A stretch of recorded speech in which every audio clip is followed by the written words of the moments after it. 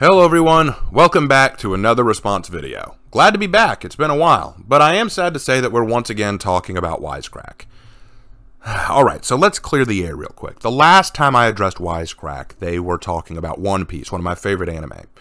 And they were trying to espout their philosophy about One Piece, that it's all about nomads fighting against oppressive power structures and about formulating your own unique ideology that can bend and change to suit what you need at any given time so that you can address any political talking point you want. And I laughed at it. I thought it was one of the dumbest takes on One Piece I've ever seen. And I argued that One Piece wasn't about that. It was actually about following your dreams regardless of what other people say or do and standing up for yourself to pursue those dreams.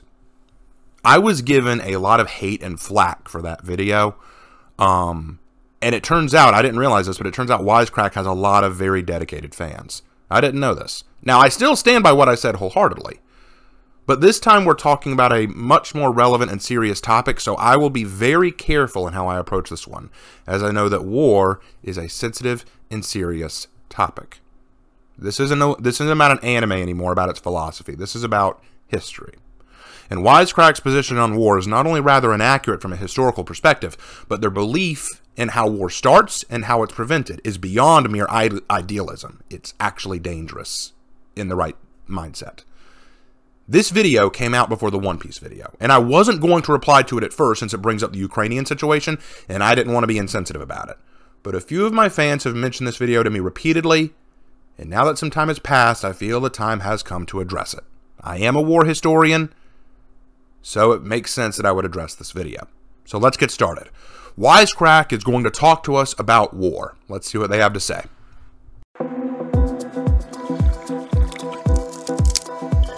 What's up, guys? Michael here to talk about South Park. Wait, what was that? Sure. Sorry, we're actually talking about war. The past few weeks, the media has been saturated with the latest upsetting updates about Russia's attack on Ukraine. And because we have beating hearts, the whole situation has had us pretty disturbed. It's not that we're strangers to hearing about armed conflict in the news. Between civil wars, long-term violent unrest over territory, and the occasional undeclared American war that lasts a goddamn lifetime, it can start to feel like state-sanctioned violence is perpetual, intractable, and somewhat ubiquitous. But as we watch the most surprising and depressing events of 2022 play out, we've been wondering, what is the point of war? Why do human beings always seem to be waging it? Is it natural? And yes, of course, what is it good for? Absolutely nothing. Alright, so I have to disagree. A catchy song and all, but I've never liked this idea that war is good for nothing. While war is hardly pretty, and it's not something to praise, it is sometimes necessary. To say war isn't good for anything is simply untrue. America could not exist had we not gone to war with Great Britain. Adolf Hitler might have gained full control of Europe had it not been for World War II. War has its place. It has necessity in the right areas and ways and circumstances. Now, again, it's not pretty. I don't like it. I don't condone it as the first option. But war sometimes is a necessary thing if the circumstances need it and all other options have failed. War should just not be the first option we run to. It should always be the last resort. But sometimes that last resort is what's necessary. So to say it's good for nothing, simply not true. Moving on. So join us on this very lighthearted journey into the deeply violent depths of mankind in this Wisecrack edition on war. Why? The answer to the question, why war, might at first seem pretty obvious. The way most people explain humanity's propensity for war is that it's inevitable, it's natural, it just kind of is.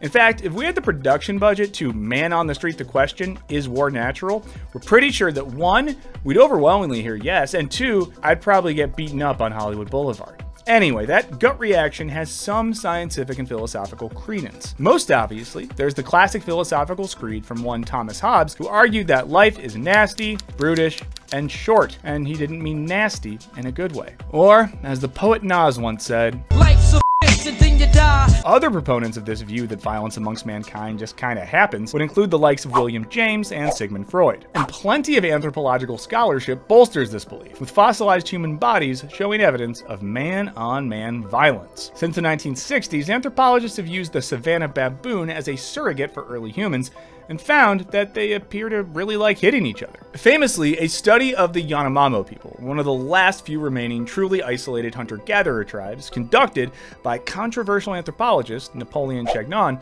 found that men who committed multiple murders had more reproductive success, i.e., acquired more wives than those who didn't.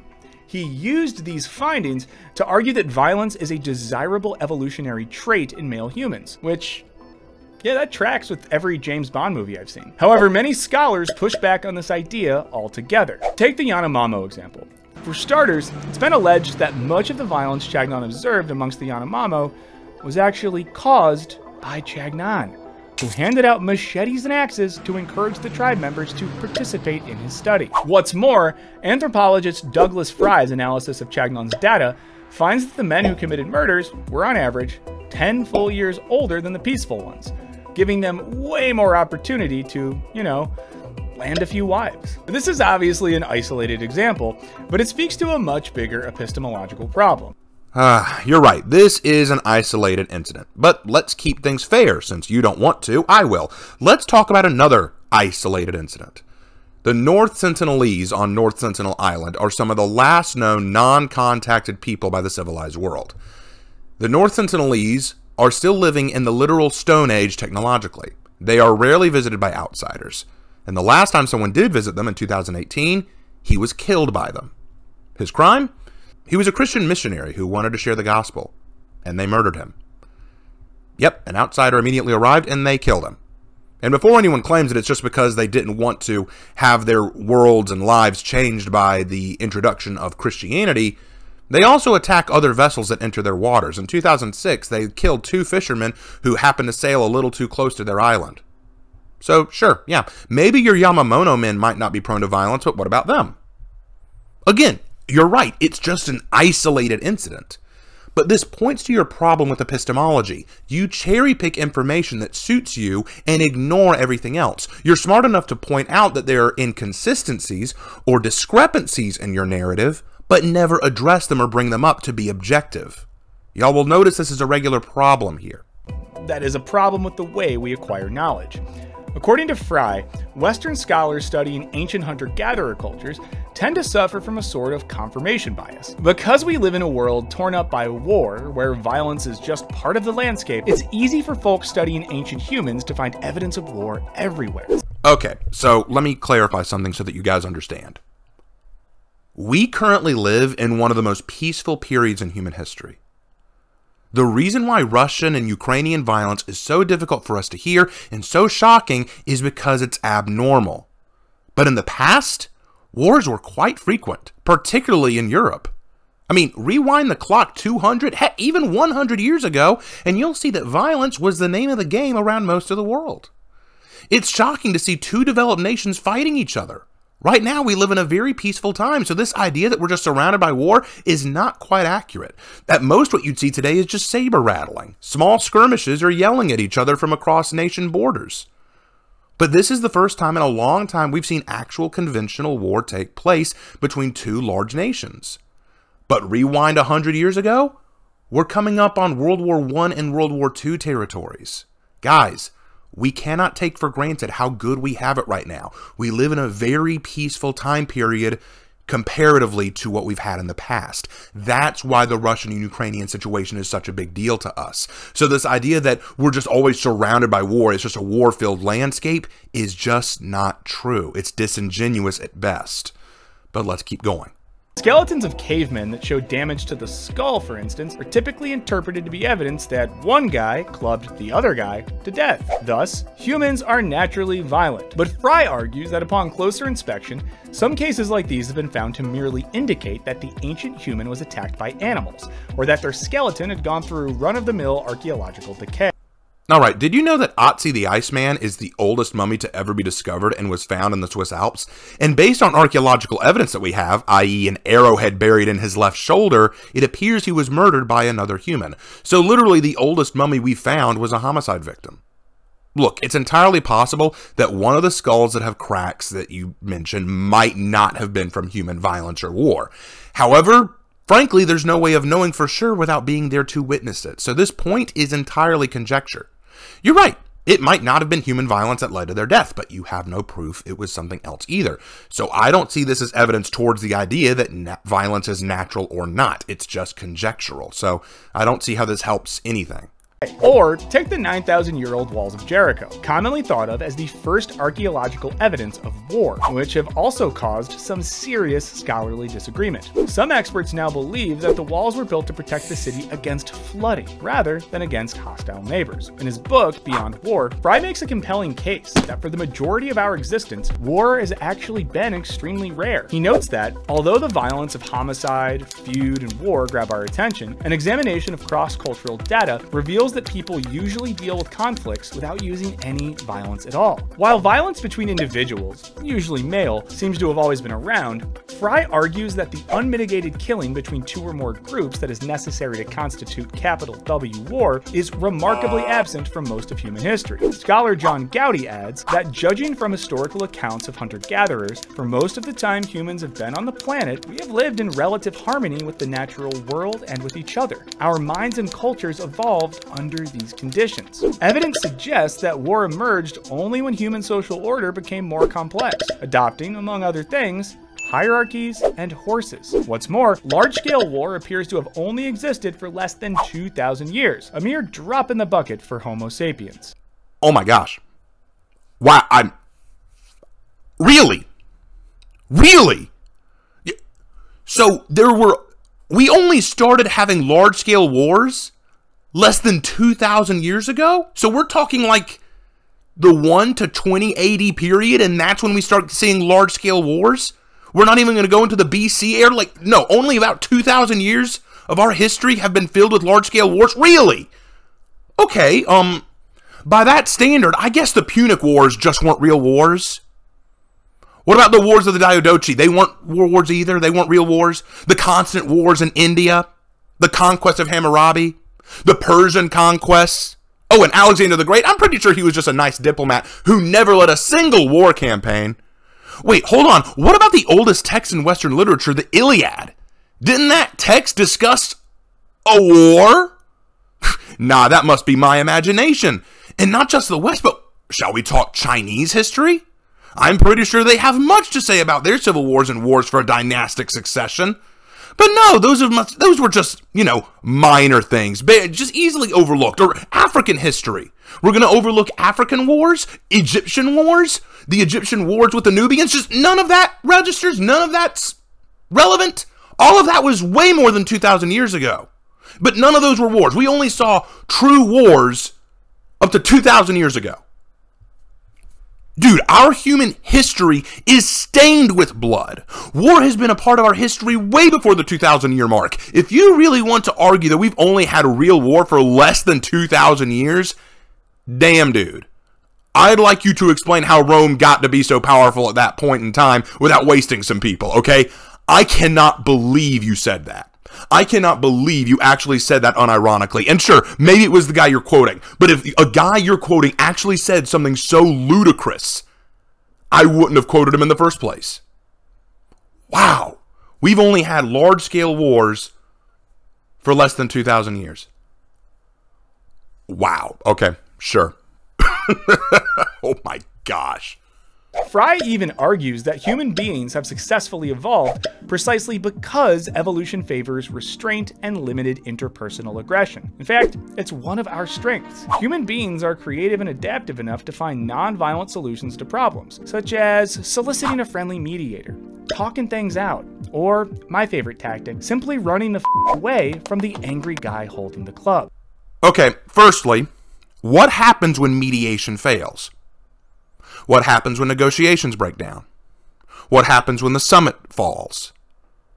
Do you just run away from the guy with the club? In fact, what happens when the angry guy with the club decides he likes being stronger than you and knows that since you'll run away from him, your property, family, and land is his for the taking? I find this very funny because you're showing me how much of a beta you are. And I don't say that ironically, I say that seriously. One of your options to avoid conflict is just to run away from the stronger enemy who can hurt you. Well, then what's going to stop that stronger enemy from taking what he likes from you? If you show the enemy that they can push you around, what's to stop them? Real question there, and we'll get back to it, but let's take a look at something else. In this little image, one caveman asks the other, "Why you eat my berries?" Okay, this is actually a reference to the greatest cause of war in history: scarcity of resources. Here's the reality. Most wars in history are not fought because of religion or fought because of evil kings wanting to beat up other kings. No, they're fought because of resources. Party A has more of something than Party B, which Party B wants or requires. Party A won't give that something, so Party B tries to fight for it. Now, yes, sometimes negotiations can be made, trade deals can be set up, mitigation can happen, but in some cases, one of the parties might not be willing to negotiate. Thus, violence becomes an option. You seem to forget that some humans just aren't interested in mediation. We are capable of it, but not always willing. You know what? Try working in a school system for a few weeks. You'll notice that many children, particularly in the middle school to young high school age, are incapable of rational discussion and will gladly resort to throwing things at each other. And some adults don't grow out of this. Now, the idea that human beings are naturally prone towards peace is, of course, contested. But at the very least, Fry's account throws a serious shade of doubt on the assumption that cavemen were prone to group violence and that human beings are basically chimpanzees with less facial hair. And many scholars agree with Fry's contention that most human societies existed largely in a state of peace and abundance. All right, and what happened to the societies that didn't have abundance? What happened to the societies that had less than their neighbors? What happened when there were societies that, like you talked about with One Piece, were nomadic? What if a nomadic society tries to move because of a lack of resources and comes across a nation that has resources and decides to take them? In fact, your One Piece video shoots this whole video in the foot. As you mentioned, there were nomadic peoples who warred against state powers. Dude, your own One Piece video contradicts your statement here. But more to the point, one of the reasons you might not hear about hunter-gatherer wars is because they didn't write their history down as much, and most of their weapons were biodegradable, which means they broke down over time. So it's harder to find evidence of their weapons and warfare tactics when they don't write it down all the time. But you sure bring them up a lot as if they're somehow proving your point. You may be wondering why we're talking about ancient hunter-gatherers in our purported attempt to understand modern war. But it's really important that we not take the reality of warfare for granted. That's because assuming that humanity is naturally war-happy necessarily changes the way we react to and think about war. As Fry explains, naturalizing war creates an unfortunate self-fulfilling prophecy. If war is natural, then there is little point in trying to prevent, reduce, or abolish it. Yes, I agree. Tornadoes are also natural. We shouldn't build buildings designed to prevent destruction from them. Heart disease is also natural. We should not try to investigate cures for it. Animal attacks are often natural. We shouldn't try to be conscious of animals and their habitats. Sunburn is natural. Don't bother with sunscreen. It's just natural. There's no point in trying to prevent it. It's all just natural. Are you stupid? Is this Fry guy that stupid? I'd like to bring up the old Roman proverb. If you want peace, then prepare for war. It's the idea of being fireproof, okay? Making something fireproof does not mean that fire will never touch it. It means that it can survive the flame. The same goes for war. Humans will prepare for war, not wanting to wage it, but if prepared, then less people will want to war with them, and if they do, it will be harder to break them. The idea that because we see war as natural, we won't try to prevent it, are you that stupid? Oh my lord. It's like the macro version of the depressing statistic that people with a gun in their house are more likely to die of homicide. And we'd argue that the assumption that war amongst humans is natural underpins a lot of the narratives we tell ourselves about ourselves. These days, it's easy to feel like war is inevitable. As scholar James Hillman writes, during the 5,600 years of written history, 14,600 wars have been recorded. 2 or 3 wars each year of human history. That's pretty staggering. Yeah, that is staggering. And it also doesn't help your case. It seems humans do partake in violence, and it looks like a lot of it took place more than 2,000 years ago. I'm sorry, dude, did you not proofread your own work? Okay, but I'm curious, how will you try to weasel your way out of this one? But if you, like us, have a strong distaste for organized human violence, it's worth looking to peaceful societies. No no matter how differently they might be structured from our own. By literally putting your head in the sand. An interesting tactic. Sure, maybe if we just pretend there are no violent societies, then there are no violent societies. I have never seen someone so willfully ignorant as to admit it. I'm not saying there aren't more peaceful societies out there, but they will only be peaceful so long as they have the means to defend themselves, or if their neighbors do it for them. Dude, I actually can't believe this. You're trying to argue that war is not natural and wanting to prove it by ignoring any evidence of warfaring peoples. God. What makes indiscriminate violence between two or more groups of people so rare until relatively recently? Yes, because no one ever went to war before the year 1 AD, right? Yeah, as we just proved and as you just provided a citation for, that's bullshit. Arguably, the lack of fixed group identity plays a pretty big role.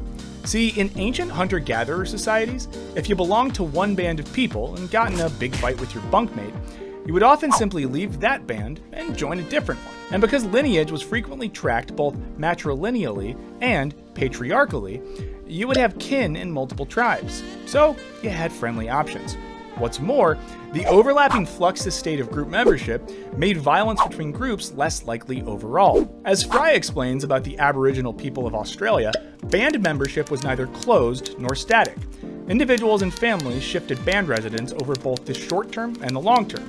Virtually every person had relatives and contacts in other groups. These overlapping social and kinship networks that spanned the flexible bands served to damp intergroup hostility. No, that makes some sense. In ancient days, there were arranged marriages, for example, with the purpose of forming unities and peace treaties and alliances with other groups or peoples. So, yeah, this was still practiced, but that doesn't always change hostility. Violence and war could still break out regardless of relation. Just look at Japan and its history. Japanese clans in their medieval age often had crossed families in other clans. Children married into other clans or consorts from other regions were brought in. There was plenty of interworking within Japanese society, but Japan's medieval age was still filled with war. But as the Aboriginal Australian thing goes, that part you brought up, you are aware that war still took place, right? I mean, sure, maybe it wasn't as frequent as other countries, but it still happened. If war is not a natural occurrence, then these steps they took should have mitigated to the point of almost non-existence. Perhaps because war is natural for mankind, then even when precautions are made, there is still a chance for violence. Just saying.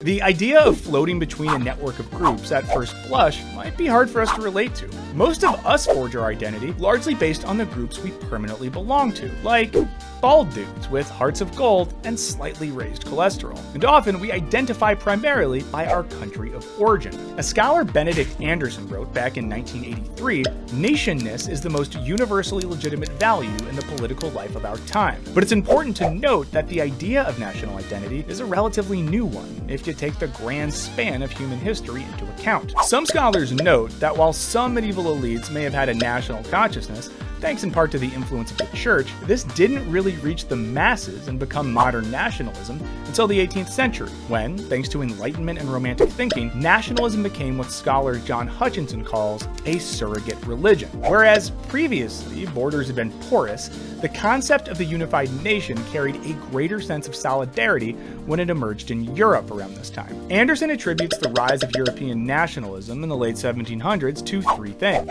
First, the fall of Latin as Europe's universal religious language, accompanied by the rise of national dialects. Second, the death of the divine monarch in the cultural imagination, which required now precariously positioned rulers to seek out other forms of legitimacy. And lastly, the emergence of the mass-produced newspaper, which united countrymen in a shared experience and worldview. These factors coalesced to start building more robust national identities. Now, of course, there was war before there were modern nations. Ancient empires didn't form out of pure fondness for their leaders. And there were outliers of large-scale, long-term warfare long before the 18th century, such as the 100 Years' War, which ended in 1453. See, England and France used it to figure out who gets to own and be France. Obviously, a young Chicago woman named Emily Cooper, who is in Paris, because we're talking about Emily in Paris. But if anything, this was a precursor of things to come. The people involved were starting to be attuned to large collective identities that would solidify and strengthen in future centuries. Anderson refers to a nation as an imagined political community because a person in any given country could never possibly know all of their fellow community members. Creating a nation, Anderson explains, also forges a deep horizontal comradeship that is shared amongst its people. You know what I love about this bit? You know what I love about that? You showed a clip from the movie 300, which is a historical fiction retelling of the war between Greece and Persia, which was much more than 2,000 years ago. Dude, you continue to shoot yourself in the foot. And again, I know he was quoting someone, but why use that quote at all if it's so obviously inaccurate? But according to him, this sense of camaraderie is not without potential consequence. He contends that ultimately it is this fraternity that makes it possible, over the past 2 centuries, for so many millions of people not so much to kill as willingly to die for such limited imaginings. That is, perhaps, to say that without our deep national allegiances, it wouldn't be possible to convince so many people to go to war in the first place. Yeah, nice try. Very good attempt to blame war on nationalism almost exclusively. But may I interest you in the 30 Years' War? Between 4 million and 8 million people died in this war, which was started because Catholics and Protestants didn't get along. Let's also not forget the history of jihads and crusades, which were not fought out of love of king and country. So to say that almost all wars were only fought for the sake of nations is wrong, but you mentioned that earlier. See, man, again, this is your big problem. You acknowledge evidence to the contrary, but then quickly dismiss and forget about it in favor of your current narrative. But okay, sure, let's propose a hypothetical. You argue that if we didn't have a love for national identity, we couldn't convince people to fight and die for it. But what about morality? What about right and wrong? In your One Piece video, you argued it was the goal and function of nomadic people to wage war and tear down oppressive governments, and you praised the Straw Hat Pirates for this reason. But they weren't fighting out of national pride or unity, were they? But out of moral obligation. Could wars, therefore, not be fought for moral reasons? Could I not fight simply to protect the things I love or to protect others? In both world wars, there were volunteers who joined either side not because they were from that country, but because they believed in the cause they were fighting for. In the Spanish Civil War, the Republican side had several foreigners join their regiments because they believed in what one side was fighting for. Wars can be fought over ideology and morality just as much as for the country. And if you researched any wars in history outside of the few you cherry pick, you might know that. To be clear, Anderson's views are not unopposed, and some scholars think the connection between nationalism and war can be overstated. But interestingly enough, others argue that there's also a reciprocal relationship between war and nationalism. Oh man, so to reiterate what you just said, so there are some scholars who disagree with this, but I don't want to talk about them because it could hurt my arguments. Instead, let's keep restating what we want you to hear. Again, this is your primary issue. You are not being objective. You're basically throwing a narrative at us, acknowledging that there are arguments against said narrative, but not addressing them. Dude, your arguments would be so much stronger if you brought up and analyzed the objections and then discussed them, comparing them to your arguments. But you won't. You simply say, now some scholars disagree with us. But back to what I was telling you a minute ago. God, this is so disingenuous it hurts. Scholar John Hutchinson argues that wars and their aftermath only further bolster national identities. That is to say, our nations might bring us to war, but war also brings us closer to our nations. Or, as scholar Charles Tilley says, war made the state, and the state made war.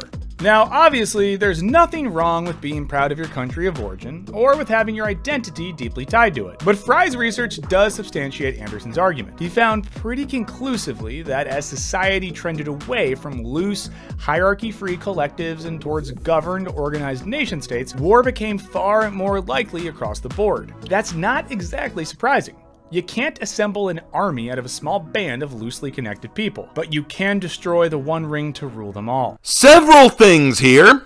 Number one, the One Ring was not destroyed by the Fellowship. In fact, the Fellowship was broken up by the first movie. And in fact, it was a group of ragtags who assembled a ghost army to fight in the final battle and helped rally the Rohirrim. So, Yeah, nice try, but even Lord of the Rings doesn't support your narrative. Turns out big armies and big battles were involved. Number 2, you clearly have this thing for nomadic peoples, but you are overlooking what happens over time. You argue that with the rise of hierarchs and nation states, we see more wars. But do you know what else we see? More people, population explosions. These small, separate tribes far enough away from each other not to bother each other are now colliding and struggling for resources. So lines must be drawn in the sand so as not to fight over land. These tribes get to be so big they need leaders. They need people to direct them. Thus chiefs, kings, councils, and emperors come to be. These leaders lead the people and try to help them survive, grow, and prosper. But sometimes these groups run out of resources and go to their neighbors for help or just to take theirs. And this leads to war. It's not just about building of nations. It's not just about national identity. If you took the time to actually analyze the criticisms of your arguments, you might know this and bring it up, but you won't. You simply throw them out there and then pretend they don't exist.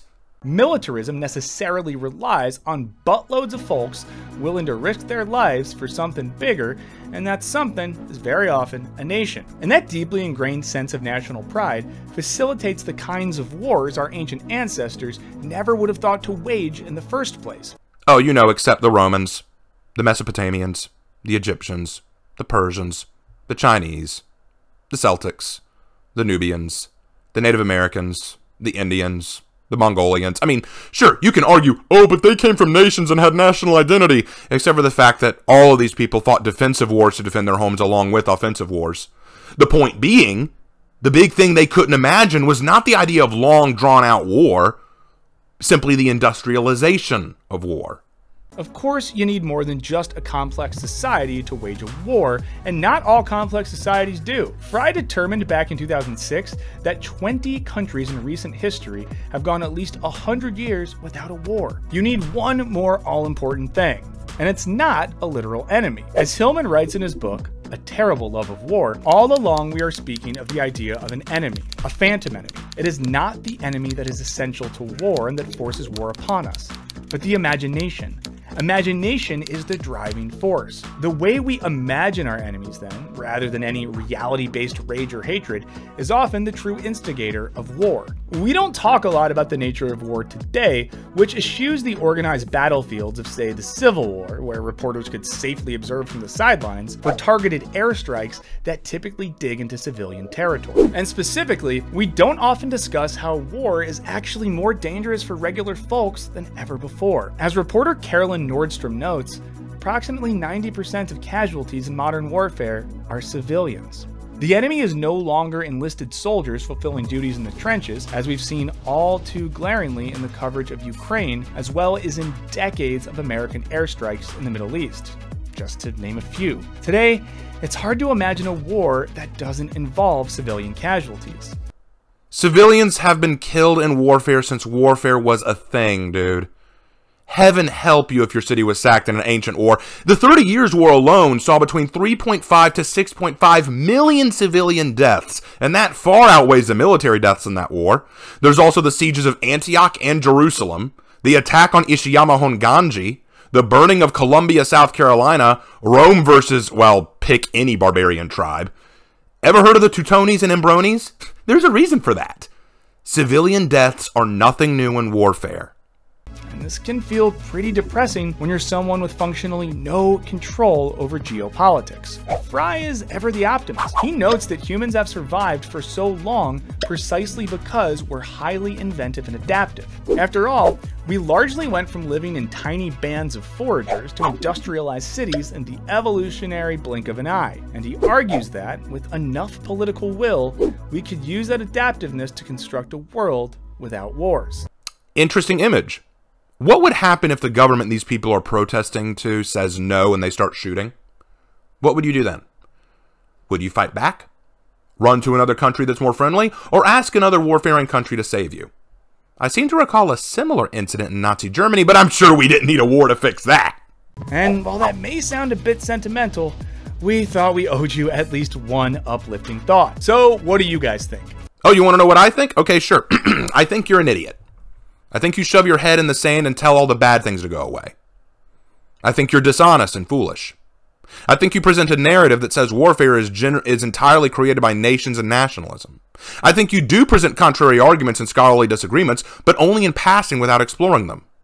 I think your ideas would have more weight to them if you actually brought up the criticism and analyzed them and tried to counter them, but you don't. You simply throw them aside. I think you use dubious sources and citations that you don't mind contradicting later, so long as they all continue to keep your arguments relevant. I think you argue that war is only a recent phenomenon while discounting millennia of warfare. I think you pretend that war is done by people who are prepared to die for their nation without considering the ramifications of that sacrifice, what they are fighting for, and why. I think you discount the sacrifice of men and women who died to save their lands or to save their people, and act like someone willing to die is simply incapable of being willing to negotiate. I think you put the onus on the hierarchs and leaders. I apologize in the One Piece video for calling you an anarcho-communist, because even a communist would mock your rhetoric. You want to argue that war isn't natural, it's just something cooked up by the state, but you discount every factor that could lead to a war that has nothing to do with the state. It appears to me that a lot of your videos start with, I don't like the state, so let's discuss a bad thing attached to it. Look, war is not a pretty thing, and it's not fun. It hurts to think about.